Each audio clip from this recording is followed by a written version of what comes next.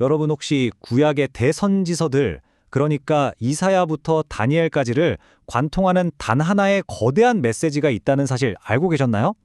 네, 그게 바로 하나님의 사역입니다. 오늘은 이 고대의 예언서들이 어떻게 하나의 통일된 이야기를 그리고 있는지 그 숨겨진 그림을 함께 찾아보겠습니다. 그런데 본격적으로 시작하기 전에 이런 생각 한 번쯤 해보셨을 거예요.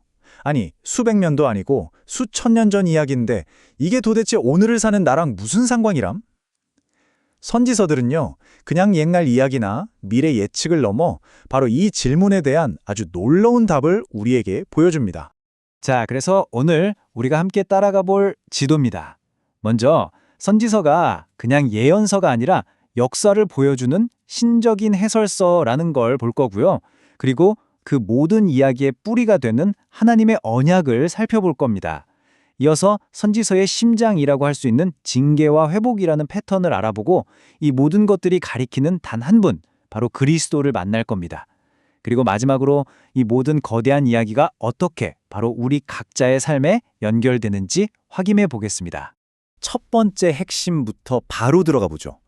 흔히 선지서라고 하면 미래를 맞추는 책, 이렇게 생각하기 쉬운데요. 근데 사실은 그게 아닙니다. 오히려 과거와 현재에 일어난 모든 사건들에 대한 하나님의 시각을 담은 말 그대로 신적인 역사 해설서에 가깝습니다.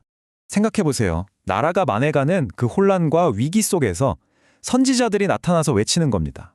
그들의 메시지를 따라가다 보면 역사가 그냥 우연히 흘러가는 게 아니라 사실은 하나님의 신실하신 약속과 그분의 큰 그림 안에서 움직이고 있다는 걸 발견하게 되는 거죠. 그렇다면 그 신적인 해설서의 기준점은 뭘까요? 선지자들이 뭘 근거로 그렇게 목숨 걸고 외쳤을까요? 바로 그 메시지의 가장 핵심적인 기반, 절대로 깨지지 않는 하나님의 약속, 바로 언약입니다. 여기서 재밌는 게 뭐냐면요. 선지자들이 갑자기 짠 하고 나타나서 새로운 이야기를 한 게 아니라는 거예요. 이미 아브라함, 모세, 다윗 때부터 주셨던 그 약속들 있잖아요. 그걸 다시 끄집어내서 위기의 순간마다 여러분, 하나님께서 과거에 하신 약속을 기억해야 합니다. 하고 계속해서 상기시켜 준 거죠. 와, 이 구절은 진짜 놀랍지 않나요? 아니, 이게 뭐냐면요. 이스라엘이 가나안 땅에 들어가서 잘 먹고 잘 살게 되면 결국 하나님을 버릴 거라고 수백 년 뒤에 일어날 일을 하나님께서 모세를 통해 그냥 콕 집어서 말씀하신 거예요. 사실상 이 예언 하나가 앞으로 등장할 모든 선지자들이 활동할 무대를 미리 다 세팅해둔 셈이죠. 자, 이제 선지서의 가장 역설적이면서도 깊이 있는 메시지로 들어가 보겠습니다. 바로 징계와 회복입니다. 이게 뭐냐면 하나님은 한 손으로는 막 무너뜨리시는 것 같은데 다른 한 손으로는 반드시 다시 세우시는 분이라는 거예요. 이 두 가지가 항상 같이 갑니다. 이 표를 보시면 그게 딱 보입니다. 이사야는 때리셨다가 싸매어 주신다고 하고 예레미야는 뽑으셨다가 다시 심으신다고 해요. 표현은 조금씩 다르지만 보세요. 에스겔, 다니엘 다 똑같죠? 핵심은 뭐냐? 하나님의 일은 항상 두 단계로 이루어진다는 거예요. 그리고 그 끝은 언제나 회복이라는 거죠. 이 패턴을 가장 확실하게 보여주는 역사적 사건이 바로 이 70년입니다. 예레미야가 너희 70년 동안 바벨론에서 포로 생활할 거야 라고 예언했거든요. 그리고 정말 그 일이 그대로 일어났어요. 이스라엘 사람들은 이 예언이 정확하게 성취되는 걸 보면서 아, 진짜 역사를 움직이시는 분은 하나님이시구나 하고 깨달을 수밖에 없었던 거죠. 아니 근데 왜 굳이 이렇게 힘든 징계와 회복의 과정을 겪게 하시는 걸까요?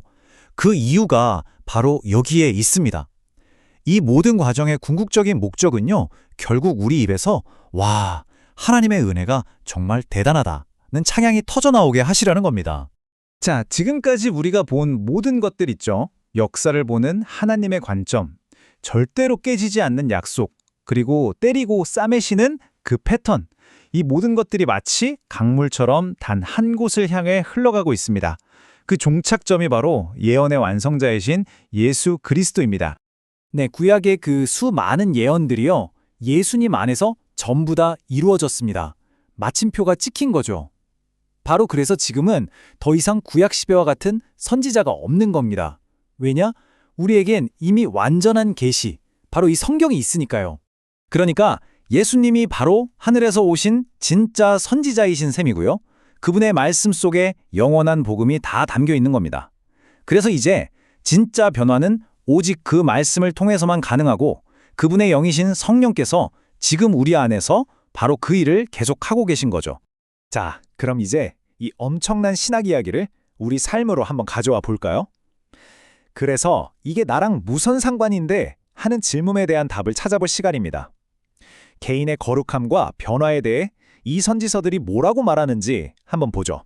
자, 여기가 오늘 내용의 하이라이트입니다. 정말 중요해요. 왼쪽을 보세요. 우리가 정말 빠지기 쉬운 오해죠.